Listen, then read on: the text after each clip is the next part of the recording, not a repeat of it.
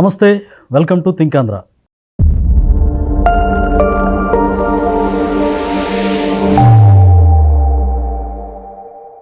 మనతో పాటు ఉన్నారు రాజకీయ విశ్లేషకులు అప్సన్ రాజేష్ గారు. నమస్కారం సార్. నమస్కారం సార్, గతంలో లోకేష్ గారు ఆయన 2 సార్లు అమెరికాకి వెళ్ళి ఉన్నారు.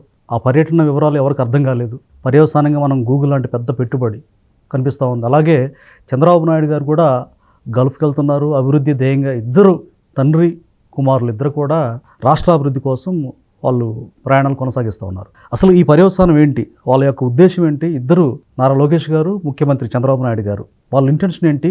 రాష్ట్రం పట్ల వాళ్ళకు ఉన్నటువంటి ఆ కన్సర్న్ కావచ్చు, ఆ ఆశ అసలు ఏంటి? దీని గురించి మీరు ఏం చెప్తారు? ఇక్కడ ఒక అంశాన్ని గుర్తు చేసుకోవాలి మనం. గతంలో చంద్రబాబు నాయుడు గారు, నారా లోకేష్ గారు ఇరువురు దావోస్ వెళ్ళటం జరిగింది. అదే సందర్భంలో రేవంత్ రెడ్డి గారు, దుద్దిళ్ల శ్రీధర్ బాబు గారు కూడా దావోస్ వచ్చారు.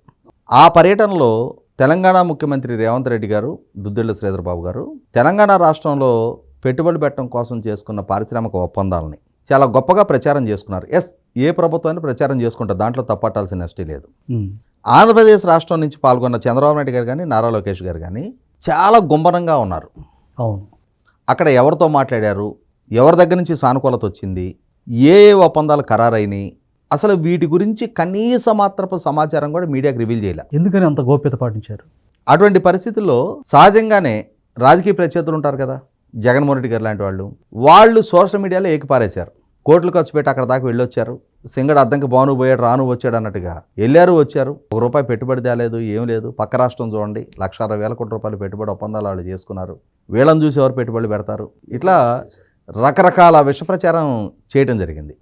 ఎన్ని విష ప్రచారాలు చేస్తున్నా కూడా చంద్రబాబు నాయుడు గారు కానీ, నారా లోకేష్ గారు కానీ అసలు కనీసం దాని గురించి స్పందించాల. అయితే ఆల్ ఆఫ్ సడన్ ఉరుములేని పిడుగులాగా Telangana IT and industry minister Duddilla Sridhar Babu garu ఒక స్టేట్మెంట్ ఇచ్చారు. చంద్రబాబు నాయుడు గారు ఆ వయసులో మేమందరం కుర్రాళ్ళమయ్యిండు కూడా దావోస్ లాంటి అతి శీతల ప్రాంతంలో మేము జర్కిన్లు, జాకెట్లు వేసుకొని ఆ చలి నుంచి కాపాడబడుకుంటూ ఉంటుంటే ఆయన చలి లేదు, ఏం లేదు, కనీసం ఈ థర్మల్స్ కూడా వాడకుండా అటువంటి వాతావరణంలో కూడా ఆయన చాలా నిర్భయంగా తిరుగుతూ ఉన్నాడు.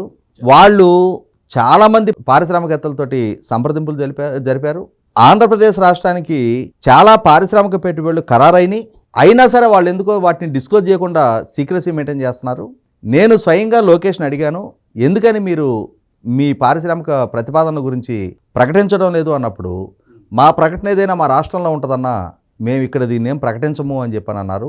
వాళ్ళ ప్రకటనలు కనుక రేపు బయటకు వచ్చాయి అని అంటే, ఆ రోజు మేము ఇప్పుడు 1,60,000 కోట్లు తెచ్చామంటున్న మమ్మల్ని మీరు వాళ్ళతో కంపేర్ చేసినప్పుడు మీరు చాలా తక్కువ తెచ్చారు అని చెప్పని మమ్మల్ని విమర్శిస్తారు అని చెప్పని కూడా శ్రీధరబాబు గారు చెప్పడం జరిగింది. అంటే 1,60,000 కోట్ల రూపాయల పారిశ్రామిక ఒప్పందాల కన్నా కూడా చాలా పెద్ద ఒప్పందాలు అక్కడ ఆల్రెడీ ఖరారైనాయి డైరెక్ట్గా చెప్పారు. అంటే ఇన్ ప్రిన్సిపల్ యాక్సెప్టెన్స్ ఉంటుంది. ఆ తర్వాత అది అంటే దాన్ని ఫ్లూయిడ్ స్టేట్ అనుకుందాం, అది సాలిడ్ స్టేట్గా కన్వర్ట్ అయ్యి వాస్తవ రూపంలో ఇక్కడ వరకు వచ్చి ప్రభుత్వ పరంగా ఒప్పందాలు చేసుకొని వాళ్ళకి కావాల్సిన కేటాయింపులు చేసి వాళ్ళు సంస్థగా గ్రౌండింగ్ అయ్యి పెట్టుబడులు పెట్టి సంస్థ నిర్మాణం జరిగి ఈ రూపానికి రావడానికి టైం పడుతుంది. అయితే రాష్ట్రాల మధ్య ఉన్న ఆరోగ్యకర పోటీ, అన్నిటికన్నా ముఖ్యంగా ఆంధ్రప్రదేశ్ రాష్ట్రంలో ఒక మన ఇండియన్ క్రాప్స్ అంటారు కదా, ఆ క్రాప్స్ లాంటి చరిత్ర నడిపిస్తున్న ఒక పార్టీ ఉంది. వాళ్ళకి అభివృద్ధి చేయటం చేత కాదు, చేసే వాళ్ళకి మోకాలడ్డి వాళ్ళ పనులకి ఆటంకపరచడమే లక్ష్యంగా పనిచేసే ఒక పార్టీ. వాళ్ళకు ఒక వ్యూహకర్తలు, వాళ్ళకు ఒక సోషల్ మీడియా, వాళ్ళకు ఒక సొంత మీడియా, వాళ్ళ వెనక కొందరు కిరాయి మేధావులు ఉన్నారు. అంటే ఇది డిస్టర్బెన్స్ అవ్వద్దని చెప్పి వాళ్ళు గోప్యంగా ఉన్నారు. వాళ్ళ పని ఏంటి? ఇప్పుడు మనకి ఒక సామెత ఉంది, కోతి ఎందుకు పుట్టావే అంటే చక్కగా ఉన్న వాళ్ళని ఎక్కిరించడానికి అందంట. అలాగే వీళ్ళ పని ఏంటి? వాళ్ళు ఏం చేయలేరు. అవకాశం ఇచ్చిన రోజు వాళ్ళు ఏం చేయలే. ఒకసారి వెళ్ళొచ్చారు, అక్కడ ఈయన్ని ప్రశ్నిస్తుంటే ఇట్స్ ఏ లెంతీ క్వశ్చన్ అన్నాడు. About the healthcare system, but it will require persistence. Already this year, the central budget in India has a shrunken health budget. So how do we keep that going? Thank you. Thank you.